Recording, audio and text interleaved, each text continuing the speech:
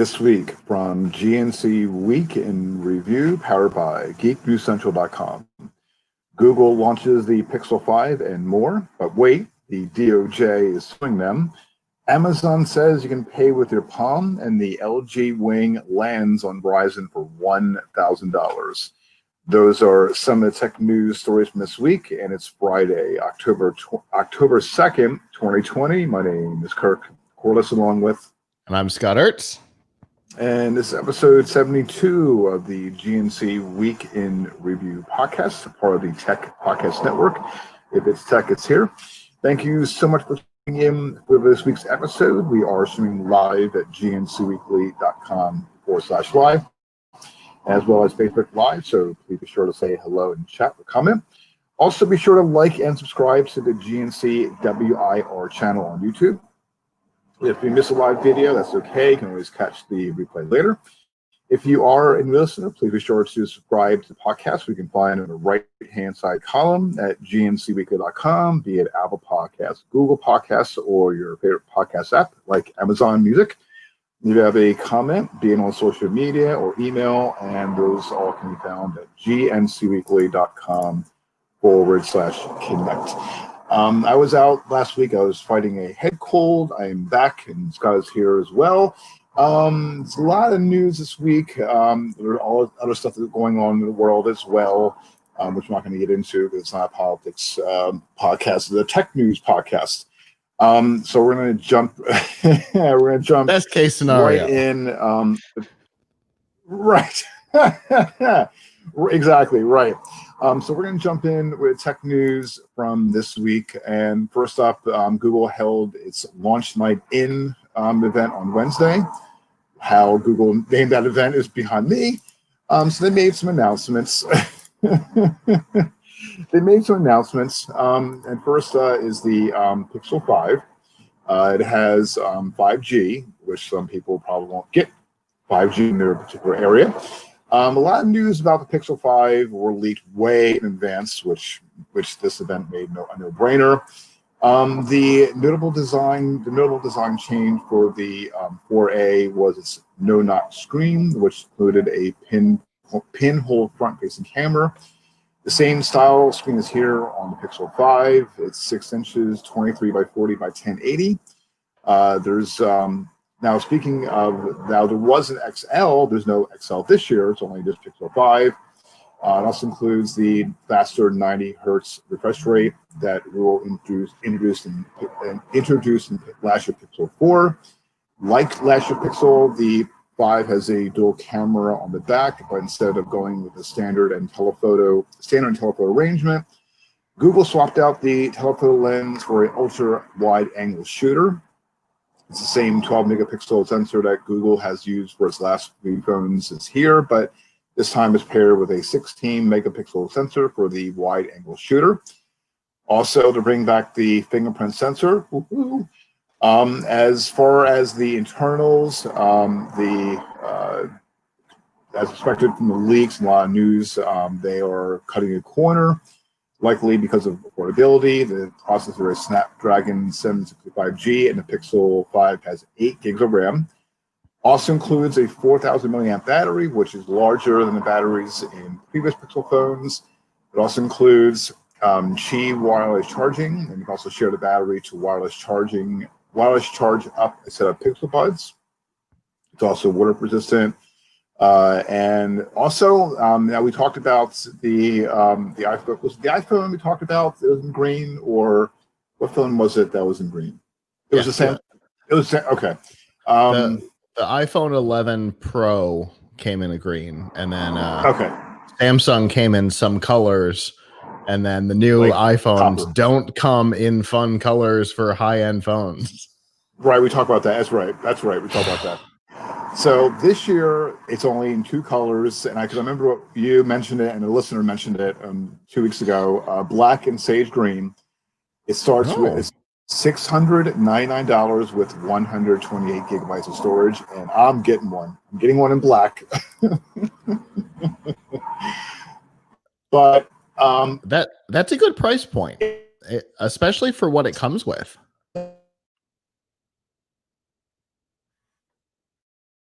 love the Pixel. I've had it for the past few years. They're great phones. There we go. Oh, there we go. We're back. Okay. We just that was weird. We just lost each other for a second. What I was going to say is I love Pixel phones. I've had them for a few years. Great camera. Google, the soft Android is always on, gets continuous updates versus like the Motorola phones or Samsung phones. You have to wait endlessly for the updates. But this is a great phone. I personally recommend it. I love them. They're great. Yeah, that pure Google experience makes it so that there's no real delay on upgrades. And if you're a developer and you want to see the next version of Android ahead of time, having a Pixel is the way to do it. Because they're not messing around with anything. There's no extra UI on top of it or any of the things that you get from Samsung or Microsoft or Motorola or whoever. It's just Android. And so it's the platform where you can get, Android 11 right now. So yeah, that definitely makes them more attractive. They're definitely they're never ambitious phones, which is fine. Google's never been from a hardware perspective, has never been a particularly ambitious company. They let other people do that. In the same way that Microsoft used to under ooh, something's happening in your background. In the way a car that drove by with a lot of music. In the way that that Microsoft was under both Bill Gates and Steve Ballmer, Microsoft wasn't a particularly ambitious company. They'd let other companies try things, fail them, and then once it was established, they'd go, okay, now we're in. Now we're going to join whatever this industry is. And Google's kind of the same way. Their phones are never ambitious, but they're solid. You're never going to get, Google's never, the Pixel is never going to be the first phone to roll up or, whatever weird next thing comes in phones. Google's never going to be that company, but the stuff that they put out is physically solid. And so that's important for a lot of people. Yeah. And also it's the quality and they're about more of the pure Google experience, but also the camera. A lot of people when they get a phone, when they get a smartphone, it's not necessarily the apps per se, but it's like they're shooting photos and video, left and right, and they have improved over the years. Back in I think it was Pixel 3a. Well, no, I'm sorry, not Pixel 3a. It was the 4. There was a lot of complaints about last year's phone. Excuse me. There are a lot of complaints about the camera. The build quality. I'm surprised. What really surprises me is the purple camera problem. Exactly. That's exactly. Yep. That's exactly. But what's surprising is that they're not coming out with an XL. They're just coming out with with 5. And also too, like with the 5G. Good luck trying to. I mean, again, I'm in New Jersey. I mean, I know you're in Florida. I mean, so it's like the 5G. Connectivity is like not that. I mean, there's few and far between, but why would Google jump all in on 5G when it's not really available yet? I don't know. There's a lot of people that buy a phone and keep it for 2+. And so in that timeline, 5G will be ubiquitous. So if you're buying a phone today and you're planning to keep it for 2 years plus, then being prepared for that technology makes sense. I never survive a phone that long, but that's because I'm doing product reviews and stuff. So, so for me, the fact that my Surface doesn't have 5G didn't concern me because by the time 5G is ubiquitous, this phone will be replaced. So I'm not all that worried about it. But if you're buying a phone for a long-term investment, it might be worth putting the little bit in now. As far as the XL is concerned, I'm not gonna lie.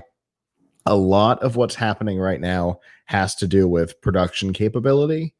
There could be and likely is an XL design prototyped, made, but they had to prioritize what they thought would sell better, because they could probably produce 2 phones right now with all that's happening in China. And so they produced the XL and the regular and the 5G, and the XL's on a shelf waiting for production levels to grow. It's exactly what we know is happening with Apple. There's 5 models of the new iPhone that will be announced at some point in the future, which we don't know when, because it should have already happened. Which is sign 1, and sign 2 is that when they are announced, I think only 3 of the 5 are going to be available at launch, and the other 2 are going to come possibly months later. Right. And so Google may have gone the other way and just said, you know what, we're just not going to talk about it until it's ready. Let's not tease a phone that we're not currently manufacturing and may not be able to for months and months and damage our own sales. Let's just these are the phones we're making right now, because they're infamous in a hardware generation for coming out with another one later, right? The A, as you mentioned, coming out with another one in the family months later, 6-8 months later. And so that they may have just gone, you know what? We're not going to talk about an XL. We've got it. We're not going to talk about it because we can't even produce it until next year. So we're just going to sell what we got. So do you think that maybe, and you think, well, because I have a 3A, and like I said, I have a phone for 2+ years. I'm definitely getting the 5. So, but do you think that Google is jumping on, since everybody's launching, Samsung launched 5G, Apple's going to launch with 5G, pretty much every manufacturer is coming off 5G. Do you think that Google is like, you know what, we're going to put the XL aside for, like you said, or aside, so you think that they're jumping on the 5G bandwagon like everyone else? Yeah, I think they saw what happened to Microsoft in the press, and the fact that the Duo doesn't have it and that the Neo also will not have it. I think that they saw the response to that, and they said, we can't get that same response in public. We because there was a lot of backlash on this device not having it. There's a lot of backlash on the Neo currently listed as not having it, although the delay in the manufacturing may change that. But you know, there's a lot of considerations they have to make when they decide what they are and are not going to produce. And yeah, they're in a tough position because they like Apple and Samsung tend to launch devices at once, right? And then later might do something. But you know, everything comes out once a year. That causes problems. They wouldn't be able to do the 5G. They couldn't do in 6 months because the media would have already killed them over not having it now. But an XL they could have in 3, 4, 5 months, and everybody would be like, "Oh, yay! The XL's here!" Right. But nobody's going to slam them for not having it today, because I think a lot of people are saying most people are looking at it going, you had to make a cut somewhere. Right. The XL makes sense. Yeah. That's my guess. Okay. Yeah, that's fair. That's fair. I think, if I'm not mistaken, last generation, I feel like the XL didn't come out at the same time. No, it didn't. Because I think it came out a few months after. I think so we might be doing the same thing here. That's a possibility. That's a possibility. And I mean, I'm just debating on, getting the 5, or because I love the XL. I have 3A XL and I love it. It's a great phone. I mean, I've been using it constantly, and I'm not really a fanboy, but it is so hard to go back. I went from a Note to an S at one point, and boy, was that a transition back. And then, most of the time I use for personal and business stuff, I've been using the Surface Duo. But then, like, for work and development, I've got an S10, I've got an iPhone. And I go and I hold them and I'm like, oh, these are like little toys. This is adorable. And it's so funny because like I've got a development iPhone X in my office, and you hold that and you're really like, wow, this is like a prank. This is so small. You really do get used to that bigger screen, and it's real hard to transition back. So be prepared for that if you do make that decision. Try and put your hands on one if you can. I'll definitely do it. I'll definitely have to check that out. But we'll see what happens, and we'll keep an eye on it. In addition to confused product launches, which we're just talking about, Google is also kind of known for confused product names, which also came into play this week.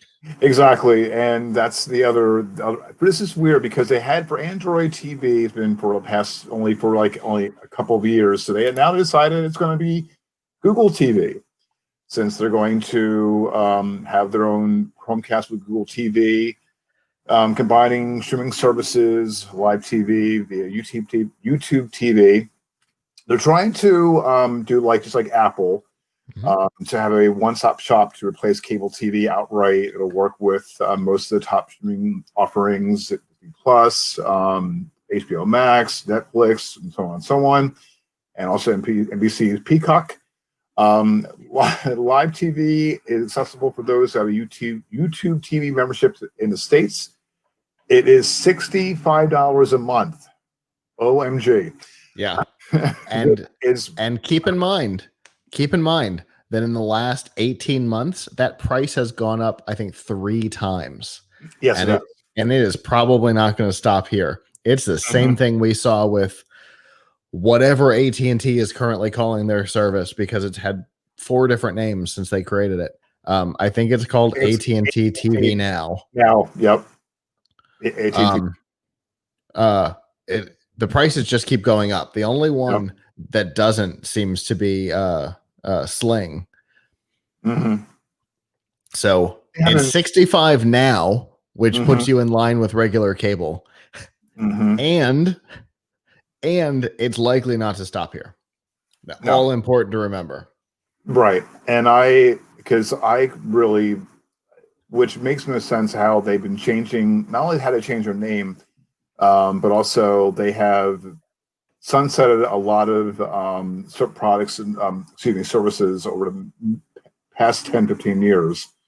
And so this is going to be something that it's going to probably die slow death. That is because, in fairness, Google is a software company, and we just talked about them not being ambitious in hardware. They are overly ambitious in software. And they build and they release these things without ever asking, does this solve a problem? Google Wave, for example. To this day, I have no idea what the hell that was trying to accomplish. And I used it, and I have no idea what it was trying to accomplish. So they come out to market with this crap way too fast. They never ask, will this solve a need that people have? And then on top of it, the way their company is structured, team leaders basically get paid based on how many people are on their team, and people can choose what team to be on. So what you end up with is competing operating systems. Currently, there are 3 operating systems inside of Google. There's Android, there's Chrome, and there's it's got a name. Violet, I think, is the name of it, which it's still in prototype phase. They have 3 competing operating systems.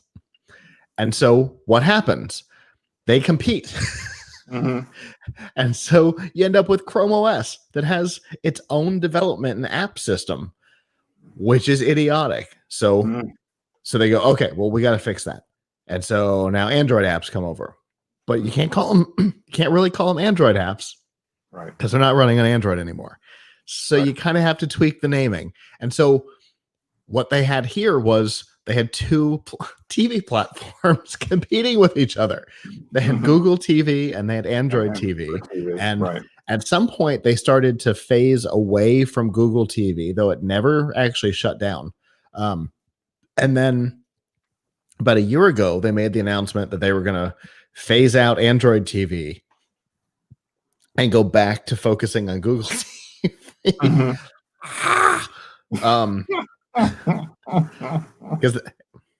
And if you think that's confusing, guys, go read all about Google's messaging strategy. How many messaging apps can one company possibly have that do not interact with one another? And so Google TV is the winner. That's it. They've made the decision. Android TV isn't working. And the reason is because people who don't use Android feel uncomfortable with the idea because it has the Android name on it. Almost everybody uses Google services. They see the Google name. They don't feel like it's tied to their phone that they don't have. Well, actually, which is part of what happened here. And also, too, not only did they announce about this, I guess we call it a branding, but also they're updating the the Google TV app. So if you go into your Android phone, there'll be an update because it's taking Google Play Movies and TV and combining it into the Google TV app. Yes, so, and at some point, the name Google Play, which I said when they announced it was a terrible name, that name will change. You think so, really? Absolutely, because they are quickly retiring all the things that made it Google Play. It was the Android App Store. No, it was the Android Marketplace. Before they put TV, movies, music, and podcasts. TV and movies are gone. Music is gone. Podcasts are gone. All that's going to be left is going to be apps. The name will once again be stupid. And so at some point that name changes again. I guarantee that name changes again. What it becomes, I don't know. It doesn't go back to Android Marketplace because that was a terrible name too. But at some point it changes name. I thought that was kind of a unique name because it's the word was too long. They could have then just did Android Market. Didn't they have it just Android Market, or was it all Android Marketplace? I thought it was just Android Marketplace. It was such a terrible name. And then they just started calling it Marketplace, and then the app said Market. Like the app icon said Market, and then the app itself said Marketplace. It was a branding disaster. But at some point, it changes names. I all but guarantee it. I don't know what it becomes, but I can all but guarantee that it changes names again. I think because they're on a whole like structural change kick right now. Yeah, and for better, for all the same reasons that Apple did it 2 years ago, because iTunes was a big clunky mess, and so is Google Play. Google Play is a big clunky mess. Oh yeah. Oh, you don't need to have 18 features in one place. Apps are easy to build, especially if you have an infrastructure. You have your marketplace base, and you create an app for music and podcasts and TV, and you don't have to try and put it all in one big. Yeah, that's the one thing I think that Android, in its infancy, was trying to stand out, was trying to differentiate themselves from Apple, and I think so that's why. That's why I was like, because when I first heard the name, because I had a BlackBerry for many, many years, and I didn't know about Android. Didn't really follow it as closely back then as I do a lot more now. And, and the way it makes it stand out and how it complements a lot of things. But you're right, there's a lot of services like when you're on that phone, like back in the day when it was like, Google Play Music and it was like, holy OMG. I was like, but now things are a little more cleaner now. Yeah. Because the world's worst name ever was Google Play Music Podcasts. Oh my God. What were they thinking? It's a good thing. It's a good thing. Like, like back in the day, well, like when you with F5 Live, trying to do your intro for Google Play Music Podcast or Google. And I would always struggle through it and then point out how terrible of a name it was. Thank God that garbage is gone. Right. What a stupid name. That's why, yeah. That's why when I was doing that's why, yeah. But so the good news is Google TV is taking over. That's the new name. That's the new interface. That's the new interface. And Android TV devices of a certain age and up, anything that's still under support, is actually going to get the Google TV upgrade. It's still all based on Android. Right. It's still Android behind the scenes. It's getting the new facelift. It's going to get the new branding. Most devices will get updated with the new branding, which I think is great. So it'll be unified. There will not be older devices with the old name and newer devices with the new name. It's mostly going to be a clean streak. Whoop! Everybody's going to be Google TV. Everybody will have the new interface, and I think that's good. Just like when Hulu stopped calling it Hulu Plus. They just started calling it Hulu, and everybody got the new interface across the board. Everybody got the new name, except for poor PlayStation 3. Well, I just checked, and I don't have the update yet. So all I have is if you guys can see it. See my screen here. Yep. It's not showing up yet. Yeah. All right. Moving into other. Makes me wonder. Right.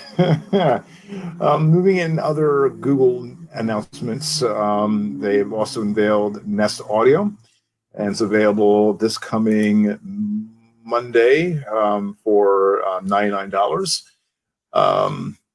The Nest Audio looks like a pillow shape,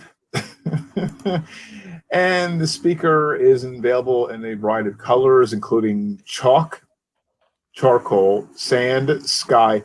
What the heck is a color named sky and sand?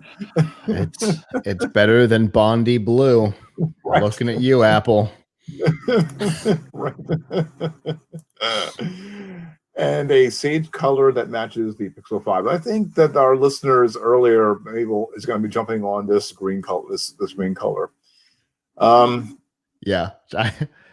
Maybe. I don't know if Travis will go for the green, but the fact that there are colors is the thing. Like I have the older generation Google Home, which is the same thing. They just started changing the name. And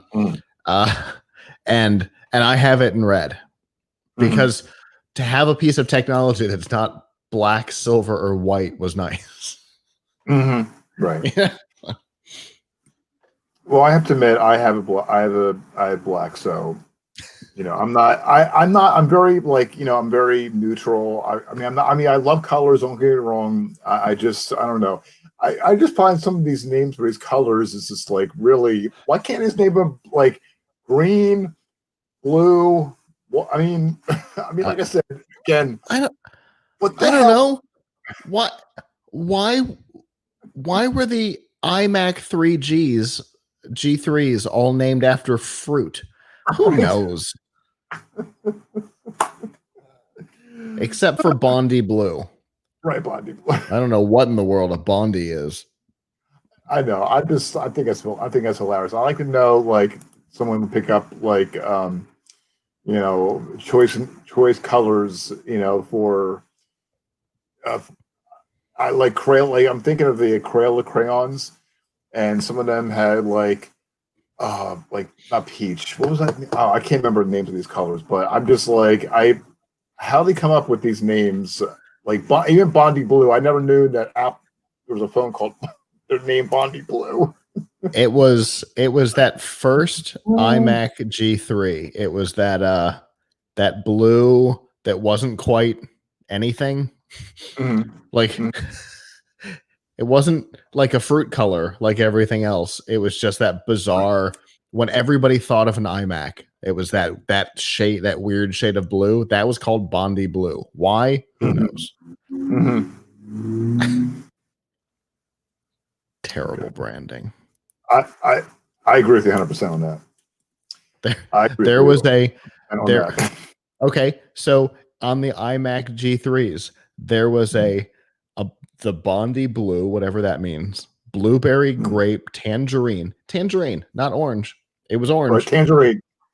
Lime, strawberry, graphite. Oh, we've lost the thread. And then ruby, sage, indigo, snow. We've totally lost it now.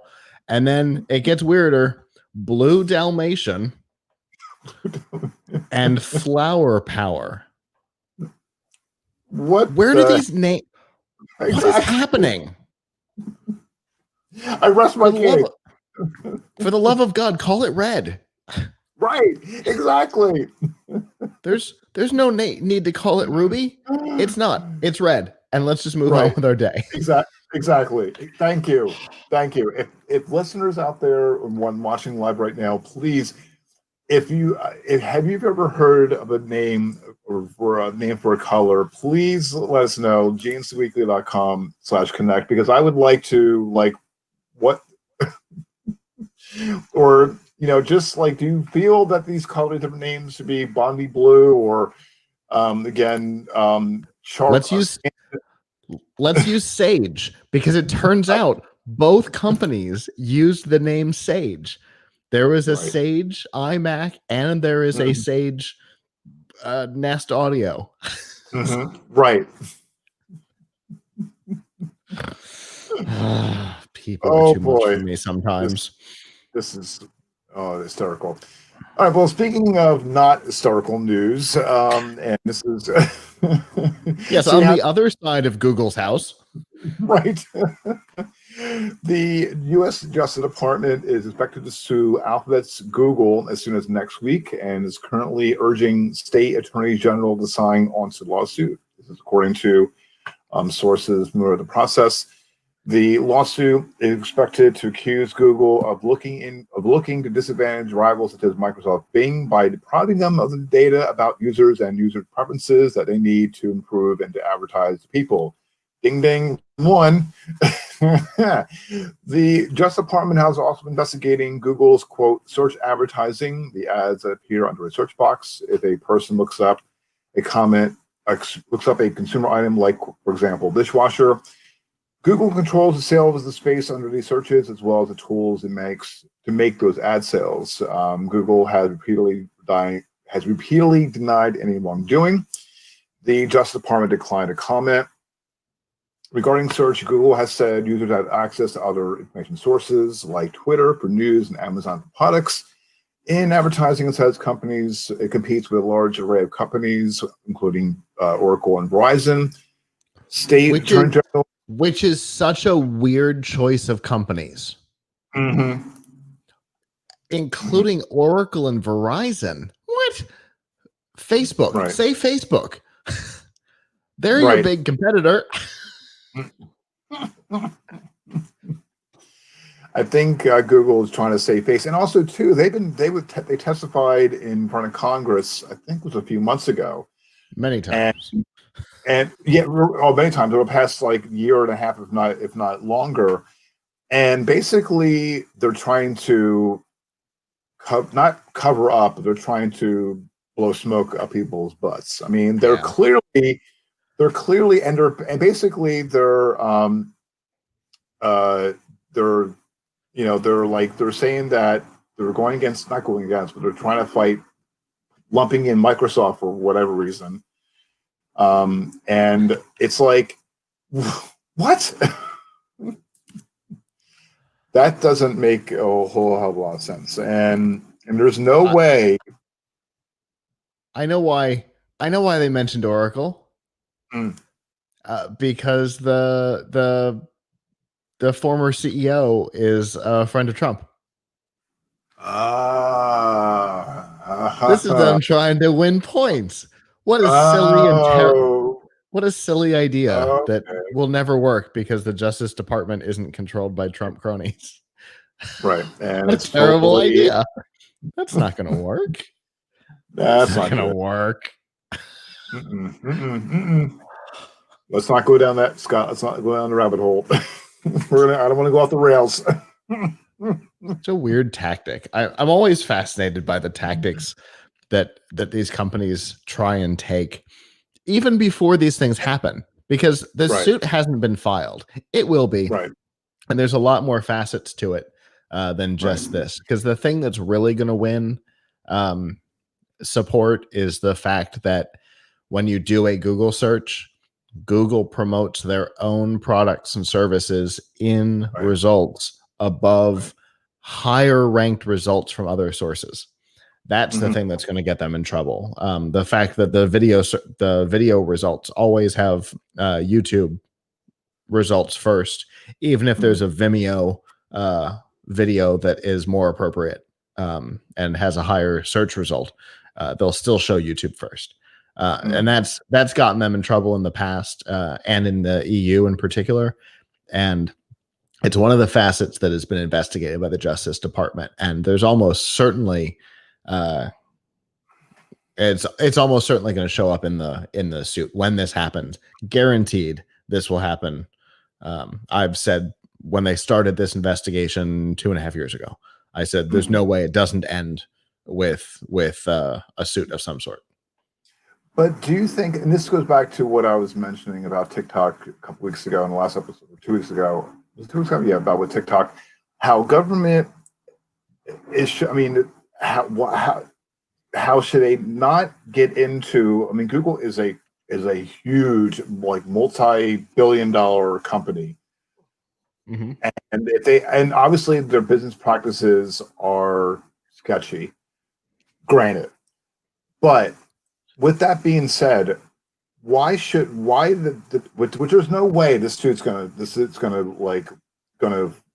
to get anything out of it other than maybe press, and having yet more lawmakers grill Sundar Pichai, on how about the research and how does it treat one company or one political campaign. I mean, that's what happened with Facebook.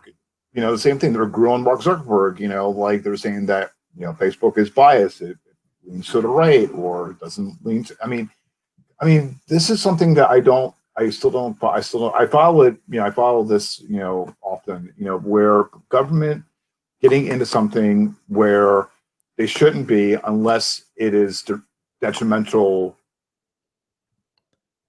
in different aspects. Well, so in this particular case, what's happening with the Justice Department is that this is an antitrust investigation. This is literally their only job when it comes to corporations. The Facebook stuff was political posturing because there are viable alternatives to Facebook. You don't have to spend time on Facebook. There's Twitter, there's LinkedIn, there's plenty of other options. But when it comes to search, I mean, yes, I don't use Google search, but I'm definitely a minority. For most people, the belief is that there is not a competitor to Google for search. And so as soon as that happens, and it's interesting because this has been brought up in court as well, and it was on the fence the last time, and the next time it happens, it will almost certainly go the other way. Their trademark is on the line because as soon as a brand name starts being used as a generic verb to Google, does not mean to use Google to search. It just means to search. And as soon as that happens, your position in the market is different. As soon as your brand name, ask Kleenex, as soon as your brand name has replaced the generic, their spatula, for God's sake, is a brand name. And yet nobody knows that. Everybody thinks that's a generic term. That is a capital S, my friend. And so at some point, you have affected the market so much that your brand name becomes a generic noun or verb. And when that happens, that is when antitrust investigations happen. And there are definitely, I mean, the antitrust investigations into Microsoft are what I think most of the investigation, just like here, I think most of the investigation is nonsense. But they have to investigate everything. I think with Microsoft, it was the same thing, but it did lead to what we now consider to be the open web, because it made it possible for the other browsers to actually be able to compete when previously that was not a possibility. The other guys just could not get a foot in. And today, Microsoft's browser market share is less than 10%. And it used to be 90%, despite the fact that there were 3 other browsers on the market. They had nothing. They were nothing. In fact, Internet Explorer in the late 90s was the top browser even for Mac. They owned the market. And the antitrust investigations helped fix that so that there was growth on the web. Because if you only have one browser, you get no growth. Nothing gets better because everybody's just playing to the one company. And that's what's happening here. There's no growth. Search hasn't gotten better. It's gotten worse in the last 6 or 7 years. In the old days of Lycos and Dogpile and, everybody fighting how to make the best search engine, everybody got better. But nobody's trying to get better today because there's nothing you can do. Right. DuckDuckGo, way better search engine. Bing, honest to God, way better search engine when you're looking for tech stuff. Not for everything, but for tech stuff. And yet they have no market share. So that's the kind of thing. And then when you take that position and then you apply it to your other stuff to enhance your other stuff, that's the definition of antitrust. Okay. So in this case, this is, like I said, with the Facebook stuff, totally political posturing and total nonsense. It annoys me to no end when it happens. Right. Facebook is a private platform. They have the right to censor if they want to. They have whatever stupid thing they want to do. It's totally their choice, because there's alternatives. But when it comes to search, there really isn't. And then using that lack of alternative and building it into your operating system and building it into your phones and into your TVs and into YouTube, and then using it to up YouTube and then using YouTube to enhance it. That's where trouble starts. So I think the investigation is legitimate in this case. I don't know if anything will come of it. Just like legally, I don't know if anything will come of it legally. Right. But I think culturally, what will come of it is what happened, is what kind of the Microsoft one. I mean, Microsoft got a $250 million slap on the wrist or something like that.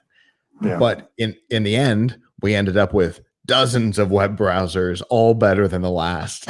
And so that might be what happens here. So basically, there's not going to be.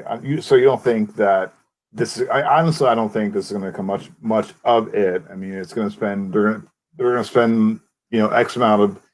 Again, it's government dollars. My whole thing is that with government going into looking into companies, they have to have reasoning behind it, but also in the same token is that when the Justice Department is using taxpayer monies to file a lawsuit against a huge $1 billion or close to $1 trillion company, is I just don't see how money can be spent. So the burden of proof comes on the Department of Justice. They have to have a good faith basis of a positive outcome to be able to file the suit in the first place.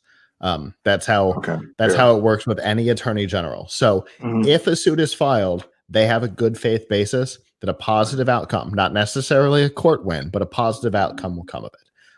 And so in this case, the positive outcome could be, some sort of a cordoning off of search inside of Google, so that other search engines can actually get a leg up in the industry, something like that. All of that would be a positive, because when there's no competition, nothing gets better. And we definitely need competition in that space. Oh, absolutely. Because think of several search engines that are way better than Google that nobody uses because Google uses their position in mobile to enhance search, and their position in search to enhance YouTube, and their position in YouTube to enhance music. And so they've created this ecosystem that is different than Apple's, because Apple's is entirely closed.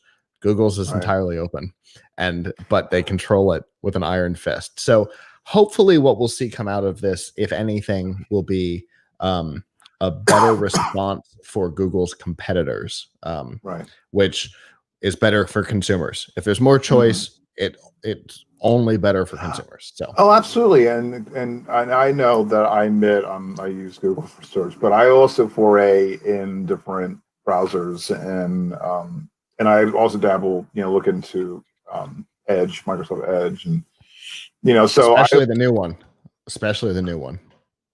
I haven't looked at it recently. Chromium Edge. Edge was okay. It was a little slow, but Chromium Edge, they've taken all the best parts of the basis of Chrome and pulled all the Google slowdowns out of it. Okay. So, hooray! So much so that Google is starting to bring some of Microsoft's code into Chrome. Because Microsoft has made the browser so much better that Google is starting to implement some of Microsoft stuff. Interesting.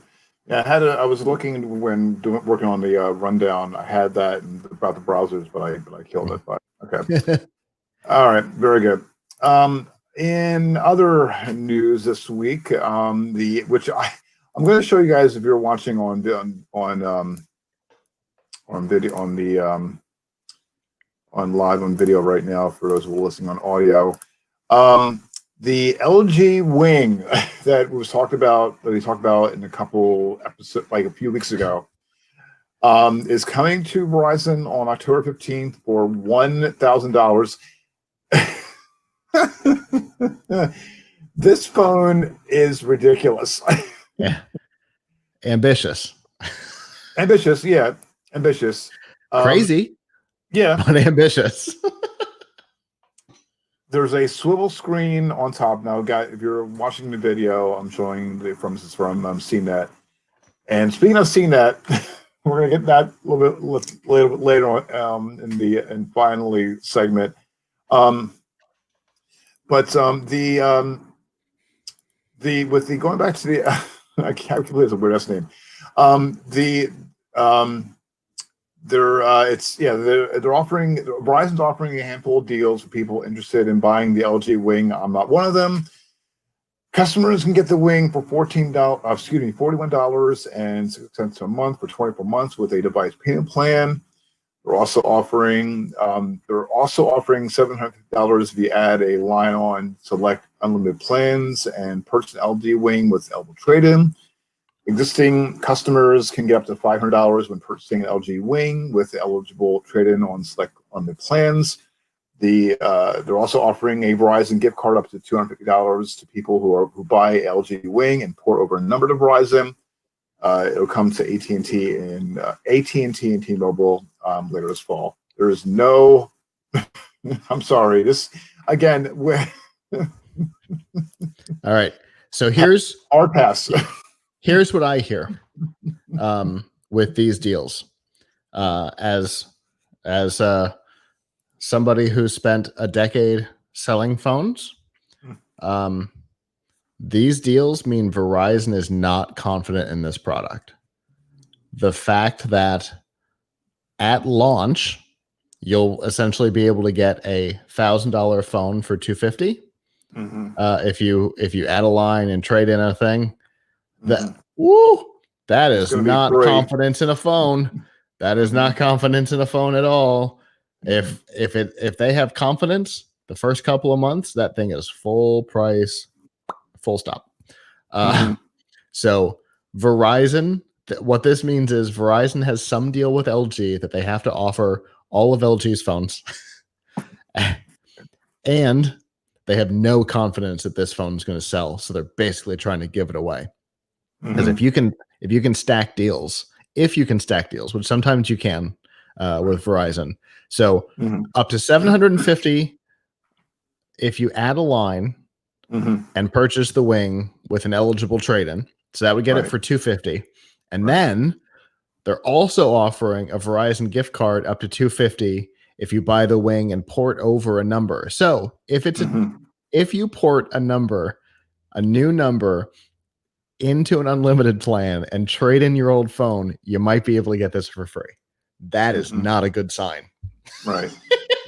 Right. So LG thinks this phone, or Verizon thinks this phone is just as silly as we do. That's what I read. Oh, absolutely. Oh, same here. And also with the reporting from CNET that just saw a second ago. Everybody. So I honestly, and I'm just like, it's really, I mean, I can see, well, the foldable phones are here. Okay, that's all fine and good. That's great. But honestly, when I'm looking at this, and I'm going to show you guys back again, less than a couple of seconds. We'll give you guys another look at it.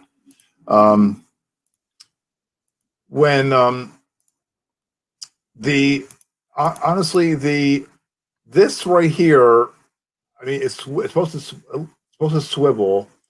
So, and it's just like it's questionable. It's questionable at best.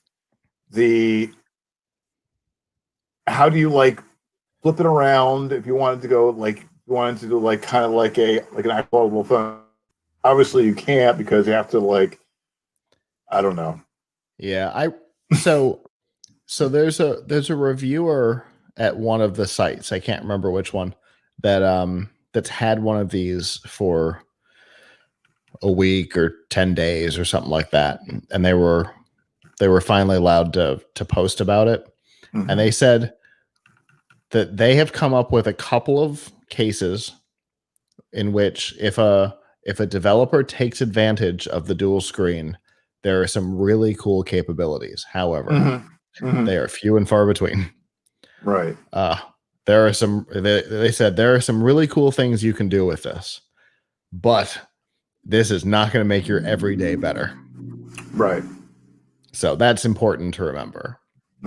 So I can see. I love the idea of being able to play a game full screen and have touch controls, almost like a controller on the bottom screen. That's a cool capability. But a game designer has to build that in for this device, which isn't going to happen because there's going to be 8 of them that are sold, and only 8. I mean, it's not the same as like a foldable phone, right? Where you've basically got 2 screens side by side. Well, that's easy to build for because the Microsoft software development kit also applies to Samsung phones. So if you build for the Duo, you're also building for all of the Samsung foldable phones, which is a pretty good sign, So, a developer can build a capability and then spread it out across lots of devices that are out in the wild. This is a one-off weirdo device that nobody's going to spend any development money on except LG. So nobody's going to take advantage of that swivel. This is ambitious. This is ambition for ambition's sake. This is Google Wave. This is a thing that in the end, everybody's going to be like, I swear to God, I don't know what it was. Looking back on this in 5 years, we'll be saying, I still don't understand what the wing was. And it's a disappointment that they would spend resources on this, but yeah, I don't own stock in the company, so it's not my problem. Yeah, I'm not. This is. Yeah, you're right. Probably this is probably not going to last very long, and it's going to be, if you for a new Amazon, Verizon package, we'll throw in a LG Wing for free. Yeah. After a $250 gift card. That's good enough. That's good enough. I'm okay with that. This is, I bet in the end, this goes down in history with the Kin. Right. Which, in fairness, that wasn't Microsoft's screw up. That was Verizon's. Right. It was texting phone that they required the $30 smartphone plan on. And it was so small. It was like the Kin 1 was. The Kin 2 was bigger. Oh my goodness! I remember seeing that. That was so small. It looked like a Tamagotchi. 73 days. That poor thing was on the market before it was discontinued. It is estimated they sold 1,100 total. Oh wow! Wait, I didn't buy one, so I'm not part of 1,100. I have one of each, but I didn't buy them at the time. Just like I have a Palm Pre 3 that did not get purchased retail. But Mike, it'll go down in history with the Palm Pre 3 too, because that thing never actually hit the market. There you go. Well, we'll see if this goes into the time capsule in the next 5 years. Be one of those phones that in 2 years I'm gonna buy one just as like a reminder of how dumb people can be. It's why I have the Kins. Just a reminder that you can spend a lot of money and it'll still be a disaster. I'm thinking that something tells me, I guarantee, and you know what I'm gonna do? I'm gonna make a note to myself, and I'm gonna keep an eye on it. I will guarantee you, go on eBay. I'm gonna do a listing, check on eBay. Watch how fast that thing is gonna be on eBay.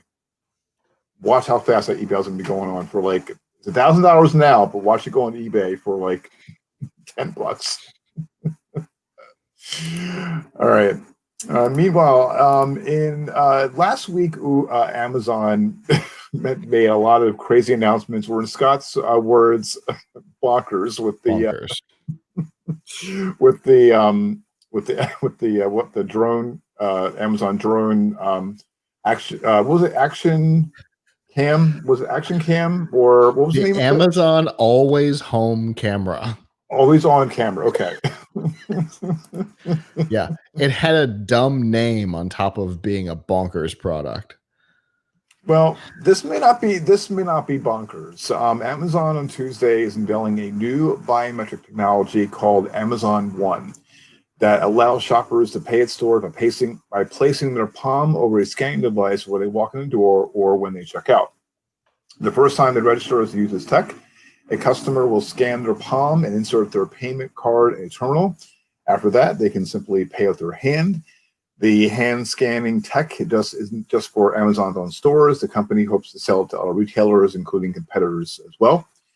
The technology will be available at the entrance of two of the company's Amazon Go cashierless convenience stores in Seattle, Washington, starting this coming Tuesday or this past Tuesday, and will roll out to the rest of the chain's 20 plus stores in the future. Amazon Vice President Diljit, and I'm probably mispronouncing this guy's name, Kumar told Recode in an interview on Monday. Recode reported in December that Amazon filed a patent application for such a hand payment technology. The technology could also show up in Whole Foods stores, with Amazon hinting in a press release that will introduce palm payments in the coming months at other stores beyond its Amazon Go locations. Mr. Kumar wouldn't comment on a potential Whole Foods implementation, though the New York Post reported a year ago that such a plan was in the works. But he did make it clear that the company expects to sell the technology at our retailers. I think this is pretty cool, but the devil's advocate is on the other side of the coin. Is thinking they're going to read your palm. They're collecting data about you. Yeah, and they're going to use that in the future. Yeah, that's obviously when it comes to something like this, that's going to be the primary concern, without question. You've also got the fact that Amazon has come under fire for using data that it has collected through its other consumer-facing products for warrantless data access for law enforcement, in particular the Ring doorbells, which has caused some problems. So the idea that they might be collecting biometric information on customers and then potentially making that available also to law enforcement could cause them a lot of trouble, especially being a company based in Seattle where or the store is based out of Seattle for sure, where there's a lot of hatred for law enforcement right now. So that could cause them a lot of trouble with this concept. It's an interesting idea. Disney's got biometric scanners when you come into the parks. So it would be far from the first time that a consumer-facing company has had or required biometrics to use their product or service, but they're in a very different space. Orlando versus Seattle are very different places. So it's an interesting technology. I don't know if it's going to work the way they think it is. So it'll be interesting. Technologically, they know how it's going to work. Right. I don't think they've put as much thought into how the market will respond to it. For me, having my phone in my pocket and pairing it to my account and it, walking out of the store and it going, "Oh, we know who you are. Keep going." I think that's fine. I don't think this handprint biometric is needed. It's interesting, and this obviously we know that the Amazon Go stores are just tech prototypes. They're not intended to be sustainable stores. They're to show off technology that they're trying to license and or sell to other companies. So that's what this is. Amazon doesn't need this in this store, but they're trying to get others to adopt it. And it's my guess. Yeah, and again, I think, like I said, with all the flip side of the coin, with the wacky news from the ton of announcements they made, this one really was, interesting to see. But I'm just concerned about, the privacy concerns and, and how they're going to track me. I just want, if I want to go to an Amazon Go store, I just want to, they can scan me, but I don't want my information being, broadcast available. Exactly. All right. So there's other news this week that's we're running close to the end of the podcast this week. So we're going to jump in. For example, there's news about go back here. News about a survey conducted about Apple users speaking about 5G and care less about 5G. Which is a normal situation for Apple customers. When the first iPhone came out, a survey showed that they did not care that the phone did not have 3G. They did not care that you could not send pictures. You could take them, but you couldn't do anything with them. They did not care about any of those things because Apple customers are Apple customers. Right. And also, there's news. I'm not a big fan of the Kardashians, but no celebrity is immune from hacking. Apparently, Kylie Jenner's makeup company had warned customers of a security breach comprising of names, addresses, and the last four digits of their credit cards. They sent an email about the trust is important. We're working diligently with Shopify to get additional information about it. Also, there's other news.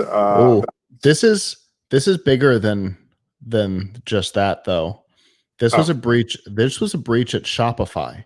100 sellers were affected by this. Right. So this, I mean, anytime there's a breach like this, it just brings me back to being happy that I use privacy for online purchases because them having any of my credit card information doesn't matter. They can only use it there. But the fact that Shopify had an employee steal data from at least 100 sellers is a big deal. Everybody that purchases stuff online, pay attention to your cards, because Shopify powers a lot of web stores. Okay.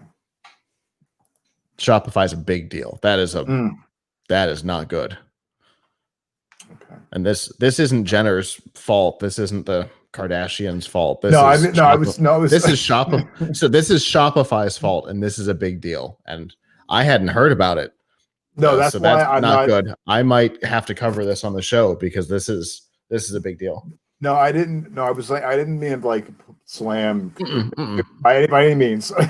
No, I was just when I was working on the working on this, I said I'm not. I would. This is something that's really important that I wanted to Yeah. put in just to let folks know, what's going on and about it. Yeah, it's a big deal. Yeah, so definitely, yeah, to keep an eye on keep an eye on the email, and definitely make sure that any protections you have, definitely be aware. Also, the other news, there's a lot. We'll have a link of all the show notes, all the news stories from this week. There's also a study that was done from the Pew Research Center that very small, about a quarter of U.S. adults say they get the news by watching YouTube videos. There's a lot here. It's too much. There's a lot here to pour over, and it'll take us until like for another 2 hours to dissect. We'll be done on Thursday. Right. So also there was also other news about Airbnb is seeking to raise $3 billion in IPO. Disinfecting drones will. Isn't this the world's weirdest time for a travel company to try and do an IPO? And they announced and they announced a lot of restrictions as well, like a couple months ago about it.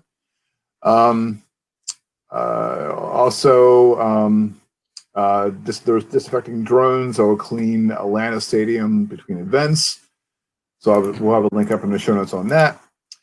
And finally, this week. Now, what I'm doing is what we're doing is going to be a twofer because excuse me, because I found this like really odd and very interesting at the same time. And this is from the first and finally, is from CNET. Now, when we report on the cover, we take a look at the news of the week, for Tech News of the Week. We look at CNET, Android Central, Recode, from one end of the spectrum of the tech news to the other. How CNET reported this, and CNET, if you're listening or watching, and I think you're a great tech site, stick to tech. So CNET has reported about Subway bread. Now, they're saying that, at least not in Ireland, it's not technically bread at all. And this is fascinating. And this is also in the food genre we've been doing for the past month. The Irish Supreme Court has ruled that the stuff encases a Subway sandwich contains too much sugar to legally count as bread. This is when I kid you not about this. This is a weird legal ruling. Apparently, obviously, Subway sandwich is made up with bread, but occasionally courts have to consider the ingredients of a food item to determine its status for tax purposes. The ruling was prompted after a Subway franchisee in Ireland tried to claim exemption from VAT, or value added tax, a sales tax that is applied to staple items. State tax law, set a legal definition of what counts as a staple and should be exempted from tax so the price stays affordable to all. Wow. Yeah. So it's fascinating for sure. One of the things that I tend to click on Facebook is when there's those 20 things foreigners find weird about America. I'm always fascinated by those, because it's always interesting to see your own world through somebody else's eyes, which is absolutely the case in those things. And one of the top comments is how everything is so sweet here, including the bread. Right. And so Ireland has made it official. American bread is too sweet. Which is fascinating. When I was doing the working on the rundown, and I sent this to Scott via DM'd him. I was like, I said I got to put this in. Because and I again two things that struck me as odd. One, again CNET. I'm not throwing shade at you.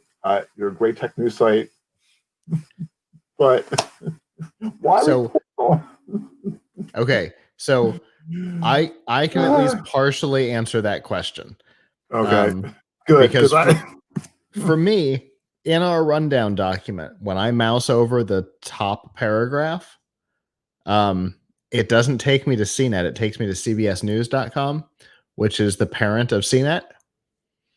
And so my guess is this was one of those topics where the parent company said, so this happened. Your readers might find it as weird as we do. And CNET went, yep, you're right. And they likely just republished the CBS News article. Okay. It is probably the same thing, just under the CNET heading instead of the CBS News heading, which because the headline's the same. Okay. No, it's not. It's similar. It's similar. But yeah, so it's all owned by CBS News, and so they get stuff handed down from above. That's how some of these big conglomerates work. Okay. Well, I didn't understand it, but I thought it was hilarious nonetheless, and I wanted to put this in. It is so weird for so many reasons. One, yes, Subway's bread, even above regular American bread, Subway's bread is so sweet. Right. And it's funny because being from Florida, we don't interact with Subway that much because we have public subs here, which makes Subway look like anyway. Right. But on top of it, their bread is so sweet that I hate it. So yeah, that makes sense. And then CNET. What, CNET? That's weird. Right. Exactly. Yeah. So I have to admit, I love the photo that CNET chose to run for this article. It is so funny because it's just like a woman looking longingly into her sub. Wait. Won't before I'm gonna pull this up right now. Just give me. There we go. Yeah. Where did they even get this photo? It's so weird. Why is she looking longingly into the sandwich? Like, I simply don't. Who took this? Oh my God. It's from Getty Images. All right. If given 100 guesses, Getty Images would not have been on my list of places where they might have gotten this photo. Although the stuff available on Getty Images is getting weird. Right. There's some wildly inappropriate stuff in there that wouldn't have been in there 10 years ago. But this is so weird. When you sent it to me, the first thing I did was looked at this and I'm like, what is happening? I didn't even deal with the story at first. I dealt with this weird picture first. Right. I didn't think you would do that. How can anybody be this excited about a Subway sandwich? Yeah, and I have to admit, when I visited Florida with my family a few years ago, and I told Scott this, my love for Publix and their sandwiches are like out of this world. I have to. It's unfair. 110%. 110%. It is unfair. You want to talk about a market advantage? Right. Somebody taking advantage of their position in the market. Publix is taking advantage of the fact that they've got the best supply of deli meats in the area. They went, well, we've got bread and we've got deli meat fresh. Right. Well, how are we not making sandwiches? Mm-hmm. Yes.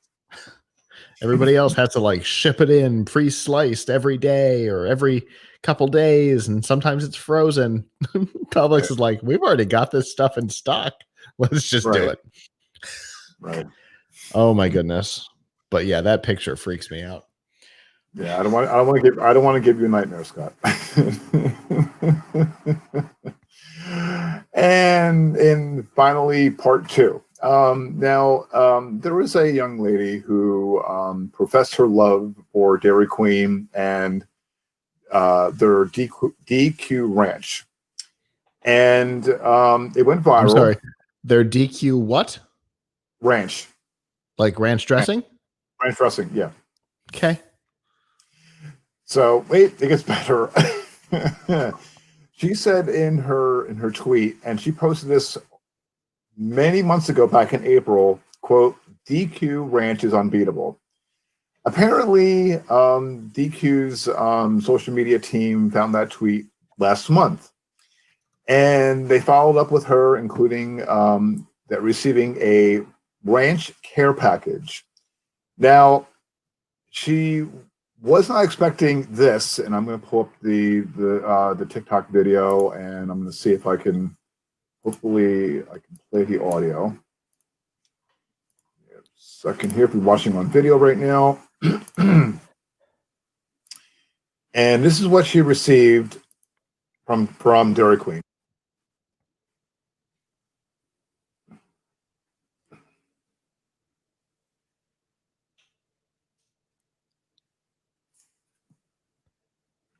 What in the world is that? Ooh. So, and I'm going to see if I can. Oh, I just blew this up way too much here. This is what the other video was prior to the. I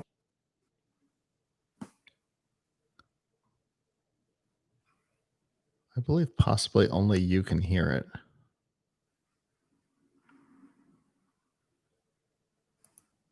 Can't hear it? No, I'm not hearing anything. Okay. It may not be. It may not be going out over live. StreamYard may only do video to protect you. Oh, okay. Well, fair enough. Okay.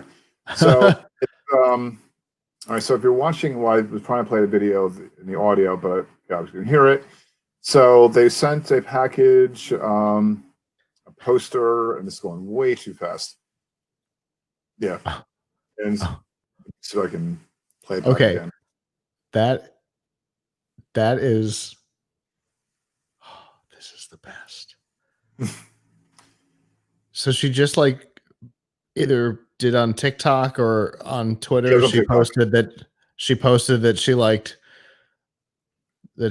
their ranch, and that was all we needed. Yeah. Okay. And apparently we found it in September. The tweet was posted in April. And why is she using that big kitchen knife to open that box? Oh my God. And it sent a. Oh. Hey, Chris, let me give you a helpful advice. Always aim the knife away from the goo. Never pull it towards you. All right. So that's fun. You want to know the real fun part of it? They use Hidden Valley Ranch. Right. Yeah. So I'm looking at an article posted 21 hours ago that says that Dairy Queen uses Hidden Valley Ranch. There's nothing special about it. It's the same thing you get in the grocery store. Right. Which makes all of it even better. And apparently there's some TikTok users that were wondering about this, and one said, I'm so confused by this. One said, why was I expecting a bucket of ranch? Not even. I'm surprised that's not what it was. Yeah, she said that she was disappointed. She was low-key disappointed it wasn't ranch. And so, but apparently this got viral by over 650,000 views. So, okay. Yeah. So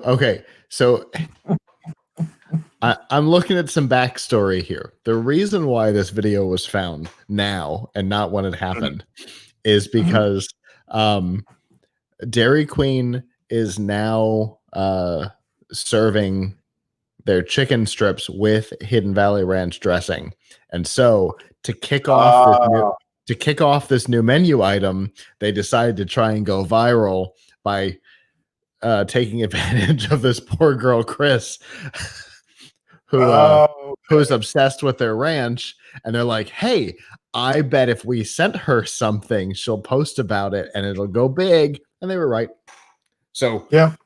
So congratulations to the marketing company that is helping Dairy Queen launch their new chicken strips, because that was genius. You got us talking about it. Impressive. Yep. There you go. And the link up is in the show notes. So hopefully, so we did Dairy Queen and Hidden Valley Ranch some justice, or sweet justice. You find some weird stuff, and I love it. That is my, with this podcast, I want to make sure that you leave on a good note. And it's always fun. Mm-hmm. Yep.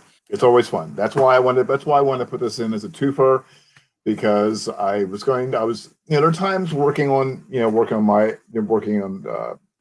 rundown, I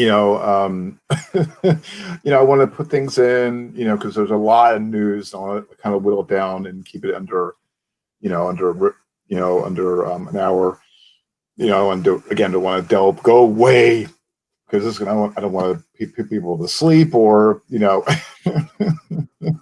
or so I wanted to, so that's why I wanted to, but I wanted to put this in, like I said, as a little twofer, tumultuous week, and there's a lot going on in the news this week, and so that was my want to put that in as a twofer. All right, very good, excellent. All right, that is the tech news for this week, for Friday, October 2nd, 2020. Thank you so much for tuning in for this week's episode. Show notes from this episode can be found at gncweekly.com. Also, be sure to check out the latest tech news and commentary from geeknewscentral.com. And be sure to tune in Mondays and Thursday evenings at geeknewscentral.com/live for the Geek News Central podcast. And then be sure to watch and tune in at gncweekly.com/live Friday evenings at 8 p.m. Eastern Time. So please be sure, we would love to have people like and subscribe. Or my wife says, because she subscribed to the channel, smash that like button to the to the GNCWIR channel on YouTube. I don't know why people say smash the like button, but and make sure you hit the notification bell, because subscriptions don't mean much on YouTube. Right. Make sure to select always, so you'll be notified in the next live video. Or please be sure to subscribe to this podcast on your favorite podcast app, and be sure to tune in with Scott and Abram Pilch on F5 Refreshing Technology Sunday evenings at 9 p.m. Eastern Time at plugitslive.com/join us. Comments on this week's episode, especially about what choice of bread you like. Yes. I would love to hear them. We would love to hear from them. Head on over to gncweekly.com/connect and connect via email, Twitter, or Facebook. I am on Twitter. I am at Kirk Corliss. Scott is on Twitter at TTTMABO. Till the next episode of the GNC Week in Review. So long. Ciao.